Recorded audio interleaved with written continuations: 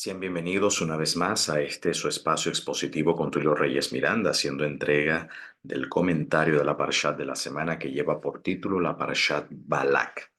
Es la Parshat que o la porción que se está estudiando dentro de la tradición judía y por ende en nuestro ministerio judío adventista que seguimos esta tradición. Em, Estamos estudiando el Sefer Bemidbar o Libro de Números, capítulo 22 hasta el capítulo 25, específicamente en el pasuk número 9. Y bueno, en esta sección prácticamente se relata la historia de Balak, rey de Moab, quien contrata los servicios de un profeta, de un adivino para ser específico, ¿ok? De un adivino llamado Vilán o Balaán en nuestra tradición española, em, para realizar conjuros y traer pues destrucción al pueblo de Israel. Pero vemos cómo el Señor cambia esos conjuros en donde Vilán solamente anuncia o predice bendiciones para el pueblo de Israel. En virtud de que cada vez que Vilán iba a pronunciar su oráculo contra Israel, la Ruach HaKodesh, okay, la brisa de santidad o el poder de santidad venía sobre Vilán y anunciaba bendición. De esa manera el Eterno pues no permitió que ciertos conjuros maléficos atacaran o hicieran daño al pueblo de Israel. Es decir, fueron las oportunidades que el Eterno usó, o la Ruach HaKodesh utilizó para iluminar a Balaán y a los príncipes de Madián y a todos esos reyes extranjeros, para iluminar el propósito de Dios sobre el pueblo de Israel, ¿ok? Y para los gentiles también.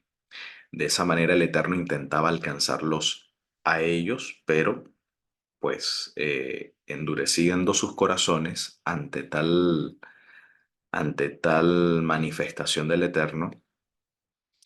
Entonces Bilán, también para no desaprovechar, digamos, el pago por sus servicios, entonces Bilán le aconseja o le instruye a Balac de qué manera o qué otra alternativa podía hacer que los hijos de Israel cayeran en desgracia. ¿Ok? Entonces ocurre el evento del capítulo 25 donde se narra que los varones de Israel fornicaban con las mujeres de Moab y se postraban a los dioses, especialmente a Baal Peor, ¿no?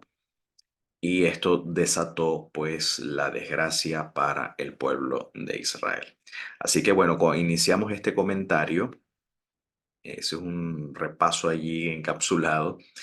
Iniciamos entonces el estudio citando el libro de Apocalipsis, capítulo 2:14, en donde se habla allí en contexto un mensaje contra el Malak o contra el mensajero de la congregación. En este caso es el presbítero, el líder local de la comunidad de Pérgamo, ya a finales del siglo I, una comunidad judeocristiana que estaba en Asia Menor, en Pérgamo. Hay una crítica de parte de Yeshua hacia el líder de esa congregación, de esa asamblea en Pérgamo, que dice lo siguiente: pero tengo unas pocas cosas contra ti, le dice a este, digamos, episcopo o obispo de esa comunidad.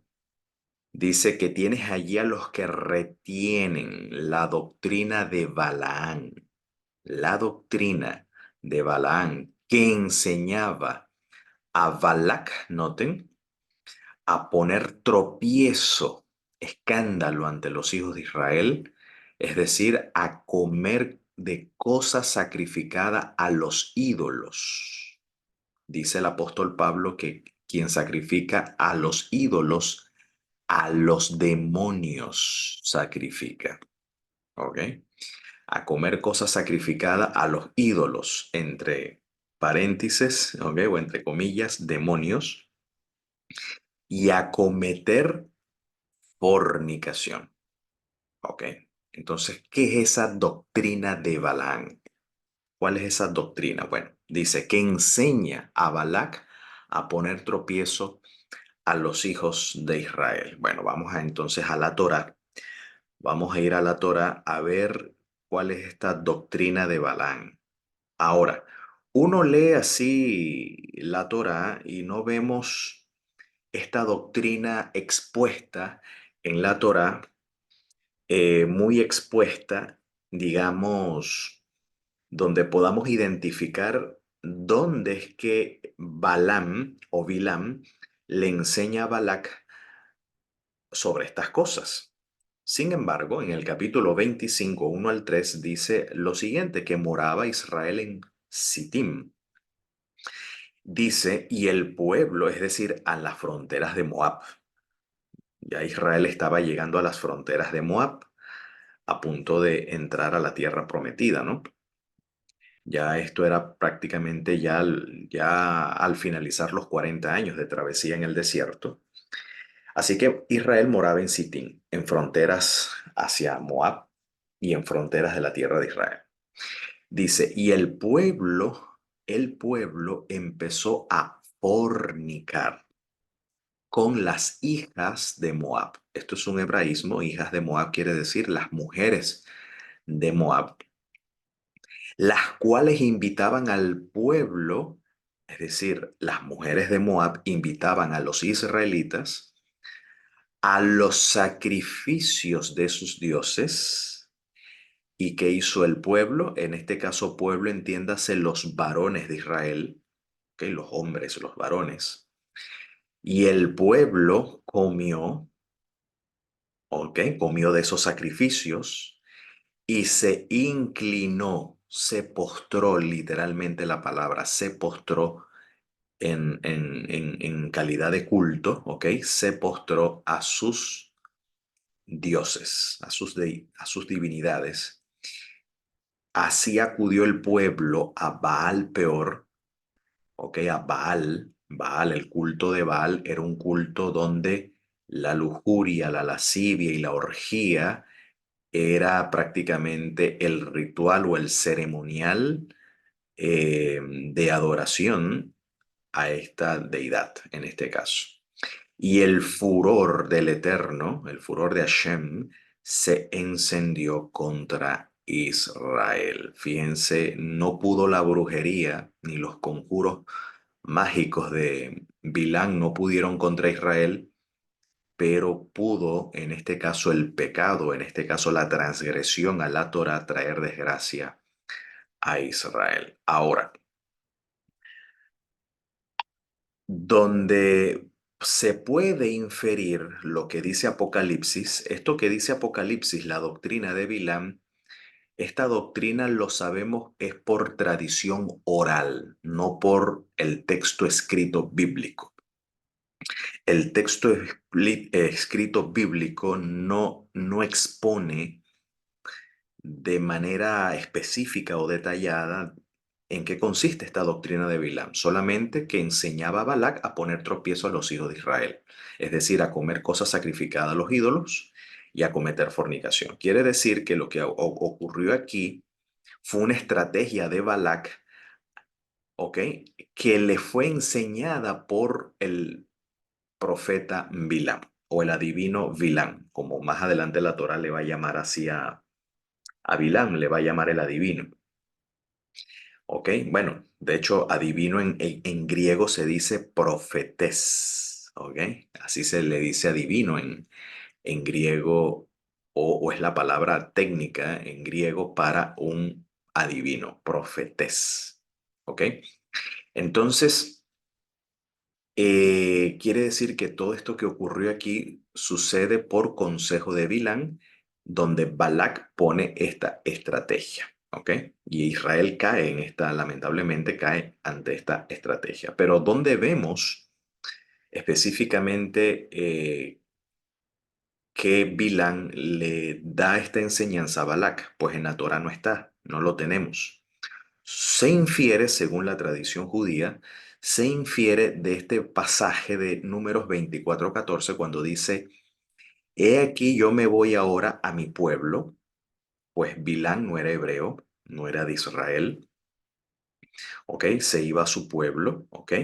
Por tanto, ven, ¿ok? Ven, le dice a Balac, ven, te consultaré lo que este pueblo ha de hacer a tu pueblo en los postreros días. Ven, ven conmigo, yo te voy a mostrar lo que Dios hará por medio de Israel a tu pueblo en los últimos días, pero yo te voy a mostrar, yo te voy a consultar de cómo puedes tú contrarrestar esto a lo que Israel hará contigo en los últimos días. Hay una forma de contrarrestar esto. Esto es lo que le dice, según la tradición judía, es lo que le dice Bilán a Balac. Dice cuando, entonces aquí hay una nota del comentarista Rashi. Rashi, cito aquí a Rashi. Hay una nota de Rashi sobre esta palabra te consultaré. Dice, Bilam o Balaam le aconsejó a Balac, el Dios de este pueblo odia la inmoralidad. Ve, dice, y sedúcelo, y esto producirá su caída. Ah, esto lo sabemos por tradición oral. Esto es tradición oral. Entonces, por tradición oral, se sabe que Bilán le propone un plan para traer la caída de los hijos de Israel. ¿Ok? Ya que no se puede con la brujería, ¿ok? Con conjuros y estas cosas no podemos, porque el Señor pues revierte eso. Bueno, hay otra forma. Y la otra forma es seduce a Israel. Seduce a Israel a la inmoralidad, ya que el Dios de este pueblo odia la inmoralidad. Bueno, y efectivamente así pasó. Entonces Balak se une con las, digamos, usa ciertas mujeres de Moab, mujeres dedicadas al culto de sus dioses, igual mujeres de Madián, ¿ok? Mujeres de Madián. Así que estos dos pueblos, Moab y Madián, se unen en confabulación contra Israel, en contratar mujeres vestidas para matar, para que enamoren a los varones de Israel, ¿ok? Los seduzcan e inducirlos al culto de Baal Peor. Esa fue la estrategia. Así que bueno, efectivamente, estas mujeres comenzaron a seducir a estos hombres y provocarlos de tal manera que si estos hombres querían estar con ellas, ¿ok? Íntimamente, primero debían participar del culto a Baal Peor. Tenían que unirse a ellas en el culto de Baal Peor. Y estos hombres, pues encendidos en la lujuria, en la lascivia, pues participaron de este culto traicionando así la Torá, traicionando así al Eterno. Y esto pues desencadenó una mortandad o un juicio del Eterno contra estos transgresores o contra estos pecadores. Ahora, aquí está el punto de la doctrina de Bilán, que enseña a poner tropiezo a los hijos de Israel. Dice la tradición, aquí hay una tradición que enseña, esto lo comenta Rashi también, dice que Simri, bueno, la Biblia también lo dice, que Simri toma a Cosbi, que era la princesa de Madián, por lo tanto era una sacerdotisa o una prostituta del culto, ¿ok? Y Simri, que era el cabecilla de esta rebelión, de esta apostasía, era de la tribu de Reubén, dice que Simri toma a Cosbi, o sea, la toma por mujer, y se acercó a Moshe, es decir, la trae al campamento. Imagínate tú la osadía de traerla al campamento y se acerca a Moshe preguntándole si ella estaba permitida o prohibida. Y Moshe le responde, está prohibida. Esto es tradición oral, ¿ok? Dice Moshe, pero esta tradición oral trae una enseñanza que es importante recalcar. Entonces Moshe dice, está prohibida, respondió Moshe. Entonces Simri le responde, le riposta, ¿no? Haciéndole la pregunta. Entonces, ¿quién te permitió a ti casarte con la hija de Yitro, que también era una mujer madianita? Ok. Entonces, claro, porque tanto Cosbi como Sípora eran de Madián. Entonces, ¿por qué Simri no se le permite tener a una madianita como mujer cuando la mujer de Moshe, Sípora, también era de Madián? Era hija de Yitro, quien era sacerdote de Madián. O sea, rendía bueno, hay algunos comentarios donde dice que Yitro pues rendía culto a ciertas deidades del desierto, ¿ok? Entre ellos Hashem, pero no era exclusivo, no era un culto exclusivo a Hashem, sino era ahí un sincretismo, tenía en este caso Yitro. Bueno, obviamente sabemos que Sípora se convirtió al Dios de Israel, la esposa de Moshe, por eso la toma por mujer, porque Sípora acepta a Hashem como su Dios, evidentemente, y renuncia pues al sincretismo que tenía su padre. Esa era la razón por la que Moshe toma a Sípora por mujer. En cambio, Simri está tomando a una mujer idólatra que obviamente no daba muestras ni señales ni interés, por supuesto, por el culto de Hashem o por el Dios de Israel. Entonces, ¿cuál es la lección aquí a recalcar? Que Simri utiliza la Torá para legitimar su pecado. O sea, intenta por medio de razonamientos, ¿ok? Por medio de justificaciones, intenta darle la vuelta a la Torá para justificar su transgresión y su apostasía. Y esa es la doctrina de Bilam. La doctrina de Bilam es o sea, que Simri se contamina con la doctrina de Bilam o es el exponente dentro del pueblo de Israel de utilizar la Torá para, para digamos, abrir la puerta a la apostasía.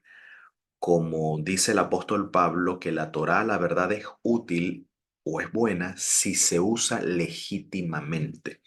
Es decir, que se le puede dar un uso ilegítimo a la Torá, se puede torcer la Torá, se puede manipular la Torá para justificar la apostasía.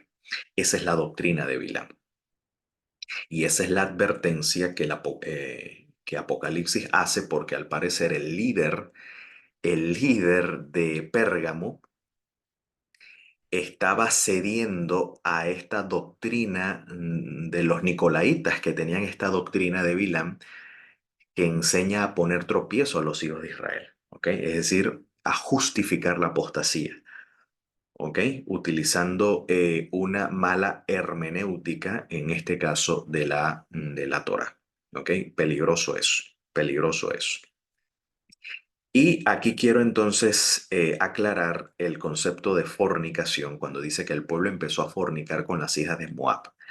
O sea, esto es importante entender el término, el concepto, a la luz de la cultura, del entorno cultural de la época.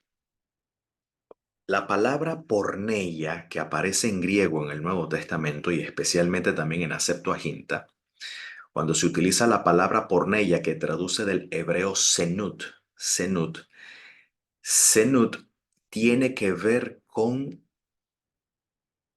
tiene que ver con un ritual o con un culto a dioses extranjeros. Porneia o Senyut en hebreo tiene que ver con participar, obviamente, de relaciones sexuales, pero como expresión de un culto a dioses extranjeros, es decir, a dioses paganos. Ese es el término específico o que la Biblia utiliza para ese tipo de práctica. Tiene que ver con un culto. Por eso que la palabra fornicación o adulterio está asociado a la idolatría. Fíjense que según el rabino Rabí Eliezer, explica que el decálogo, ¿ok? El decálogo, las tablas del pacto, tenía 5 preceptos en cada tabla de piedra, en cada lado, donde el primer mandamiento iba en correlación con el sexto mandamiento. O sea, no es como en la tradición occidental, que son 4 mandamientos en un lado y 6 mandamientos en otro lado. No, en la tradición hebrea es 5 y 5, es parejo. Entonces, el quinto mandamiento, honra a tu padre y a tu madre, está del mismo lado donde está el mandamiento del Shabbat, el mandamiento sobre no profanar el nombre y sobre el mandamiento de la idolatría. Entonces, el primer mandamiento que declara yo soy el eterno tu Dios que te sacó de la tierra de Egipto, ese sería el primer enunciado, corresponde al sexto mandamiento que dice no asesinarás. El segundo mandamiento que dice no tendrás dioses ajeno o no habrá dioses ajeno delante de mí y no te harás imagen, es uno solo, es un solo mandamiento. Y este corresponde con el adulterio, porque cuando Israel rinde culto a otros dioses, está cometiendo adulterio, está tomando a otro marido de manera metafórica, ¿no? Es como tomar otro marido en este caso. Si Israel le pertenece a Hashem y bien Israel toma otro dios, es como si estuviese tomando otro marido. Por eso que los profetas hablan de que Israel fornica en pos de dioses extraños, ¿no? Entonces ahí fornicar literalmente tiene que ver con participar de los cultos digamos, esos cultos licenciosos, libertinos, eh, ya que los cultos a los falsos dioses pues se caracterizaba por borracheras y por orgías y este tipo de cosas. Entonces, hay una advertencia del apóstol Pablo en 1 Corintios 6, 14 al 19, donde dice, pero el cuerpo no es para la fornicación, para la porneia. Está hablando de este ceremonial que en la cultura grecorromana de aquel entonces, por ejemplo, en Corintio era muy famoso por la expresión corintianizar, ¿no? Es decir, participar del culto a los dioses griegos, donde había mujeres en sus templos, mujeres, entre comillas, sacerdotisas o mujeres sagradas, entre comillas, para practicar el culto a los dioses teniendo relaciones sexuales con diferentes hombres allí. Eso es el término técnico bíblico para fornicación, es a eso específico, ¿ok? Entonces, pero el cuerpo no es para la fornicación, sino porneia, la palabra, ¿ok? Sino para el Señor y el Señor para el cuerpo. Y Dios que levantó al Señor, también a nosotros nos levantará con su poder. O sea, el mismo poder que operó en levantar a Yeshua de entre los muertos, el mismo poder que operará también sobre los que están en el Mesías para los tiempos finales. Entonces dice, ¿no sabéis que vuestros cuerpos son miembros del Mesías? Quitaré pues los miembros del Mesías y los haré miembros de una ramera. Aquí miembros plural. Pero Pablo esto es una forma muy, muy decente para hablar en este caso del órgano reproductor. ¿Ok? Está hablando es de eso, específicamente. Bueno, ese miembro reproductor le pertenece al Mesías. El cuerpo, nuestro cuerpo, le pertenece al Señor. Entonces dice, yo no puedo utilizar ese miembro para hacer de ese miembro o unirlos o hacerlos perteneciente a una pornés, a una ramera. Aquí pornés, ramera, se refiere a esas mujeres sagradas que están disponibles en los templos para tener culto a los dioses. De eso es lo que está hablando el apóstol. Por eso dice luego, de ningún modo, o no sabéis que el que se une a esta pornés, dice, es un cuerpo con ella, porque dice, los dos serán una sola carne, pero el que se une al Señor, dice, un espíritu es con él. Y luego dice, huid de la fornicación, de la porneia. Miren, esta palabra huid aparece en dos contextos. Uno, la utiliza el apóstol Pablo para hablar, huyan de la idolatría. Y aquí en Primera de Corintios 6, verso 16, aparece en el contexto único de la fornicación, porque el apóstol Pablo está hablando de las dos caras de la misma moneda. En el siglo primero, participar de la idolatría de los dioses grecorromanos era fornicar, era unirse a estas mujeres que estaban disponibles, ¿ok? En el templo, en los templos griegos, por así decirlo, o de la cultura greco-romana. Entonces, huir de la idolatría era huir de la fornicación. Son dos caras de la misma moneda. Dice, cualquier otro pecado que el hombre cometa está fuera del cuerpo. Asesinar, robar, ¿ok? Este, mentir, en fin, calumniar, codiciar, eh, blasfemar, todas estas cosas. Profanar el Shabbat, en fin, deshonrar a padre y madre, en fin. Pero el que fornica, que al mismo tiempo es idolatría también, ¿ok? Que es idolatría, en cierta manera, más el que fornica contra su propio cuerpo peca.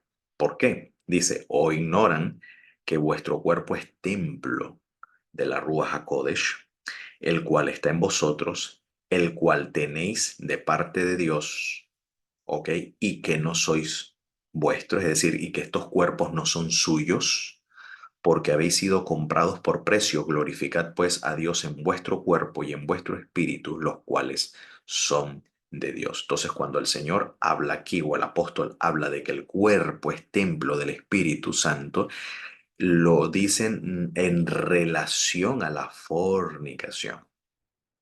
Es en ese contexto, ¿ok? De unirse a una pornés. A eso entonces es lo que el apóstol Pablo se refiere cuando dice no os unáis. Fíjate, esto Pablo lo dice a los corintios, si se dan cuenta.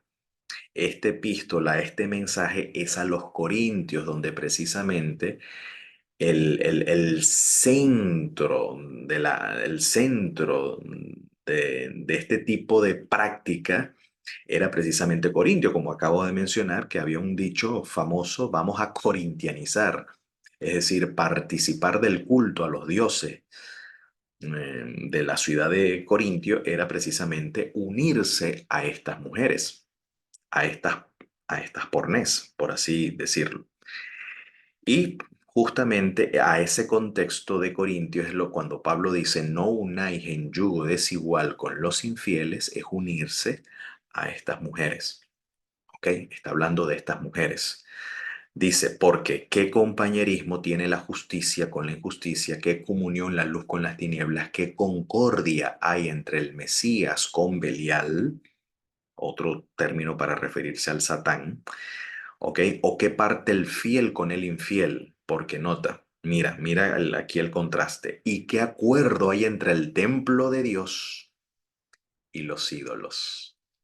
¿Se dan cuenta? ¿Ok? Entonces, unirse en yugo desigual es unirse íntimamente a estas mujeres de lo que aquí Pablo viene hablando. ¿O no sabéis que el que se une con una pornés es un cuerpo con ella? Es a eso lo que se refiere. Porque vosotros sois, noten, fíjate la correlación, porque vosotros sois el templo del Dios viviente. Entonces, si somos el templo del Dios viviente, no podemos unirnos en yugo desigual. ¿A qué se refiere el yugo desigual? Se refiere a esto, lo que Pablo viene hablando en contexto, ¿ok? O sea, esa es la exégesis. Sería en este caso la exégesis del concepto pornes. Y a eso es lo que se refiere entonces cuando en el decreto apostólico, en Hechos 15, cuando Jacob determina que los gentiles solamente se abstengan de comida sacrificada a los ídolos, de, de porneia, de fornicación, de ahogado y de sangre, está hablando de las prácticas que tiene que ver con el culto a los dioses. Es decir, eso es una valla, un cerco contra la idolatría. ¿Ok? Eso es lo que está hablando el decreto apostólico. Es decir, los gentiles que se están uniendo a la fe en el Mesías, bueno, a estos gentiles se les exige que ya se han vuelto al Dios de Israel, se les exige que corten con la idolatría y con las prácticas asociadas a la idolatría, como lo es comer de lo sacrificado a los ídolos, fornicar, ya hemos explicado a lo que esto se refiere, y ahogado y sangre, que tiene que ver con animales estrangulados, no según el ritual de, en este caso, de la Torah. Ahora bien, por eso entonces, ahora en el mensaje de Pablo a los tesanolicenses, dice, porque ya sabéis qué instrucciones os dimos por el Señor Jesús, pues la voluntad de Dios es vuestra santificación, es decir, que se separen. Está hablando de separarse de la idolatría. Esa es la kedushá, la santificación, separarse de la idolatría, del culto a otros dioses, ¿no? Entonces, y estas instrucciones está hablando del decreto apostólico, obviamente, y es que este decreto apostólico siempre se hizo mención en las diferentes congregaciones que se estaban levantando por los diversos apóstoles en este caso, incluso por Pablo. Entonces, pues la voluntad de Dios es vuestra kedushá, es decir, que se separen de la idolatría, pero note específicamente también aquí Pablo está haciendo énfasis en este punto, que os apartéis de fornicación. Porque el culto de idolatría de aquella época mayormente tenía que ver con esto. Bueno, aunque también estaba Baco, ¿no? Que era emborracharse. El culto a Baco era emborracharse. El culto a Martes era convertirse en un especialista para la batalla, para la guerra, en fin. Pero en gran parte ciertos cultos como Afrodita, Venus, el culto a estas deidades era esta práctica. Entonces, que cada uno de ustedes sepa tener su propia esposa en Kedushá y Kabot, es decir, en santidad y honor. En santidad, es decir, dedicada al Eterno y dedicada a sí mismo, al marido, no dedicada a varios hombres, como lo eran las mujeres que se santificaban para sus dioses estaban disponibles para varios hombres. No, aquí no. Aquí la esposa debe estar, aquí ya hay una separación, ¿no? Una distinción. No, la esposa está consagrada al Eterno, pero también consagrada a su marido. Y en honor, es decir, no en pasión de concupiscencia como los gentiles que no conocen a Dios. A esto es lo que se refiere la práctica de la porneia. No en pasión de concupiscencia como los gentiles que no conocen a Dios. Que ninguno, por lo tanto, agravie ni engañe en nada a su hermano. Es decir, porque el Señor es vengador de todo esto, como ya lo hemos dicho y testificado, pues no nos ha llamado Dios a la inmundicia, sino a la kedusha. Así que el que desecha esto, desecha esta instrucción, ¿ok? No desecha a hombre, sino a Dios, que también nos dio su Ruach HaKodesh. Claro, estas directrices del apóstol Pablo vienen de la Ruach HaKodesh, aunque son dadas por el apóstol Pablo, pero Pablo está hablando por Ruach HaKodesh. Así que estas directrices vienen de Dios. Así que bueno, mis hermanos, mis queridos amigos, espero que esta lección les pueda ser útil para su crecimiento y edificación espiritual mientras traiga el Eterno al Mesías y que sea pronto y en nuestros días y podamos decir amén.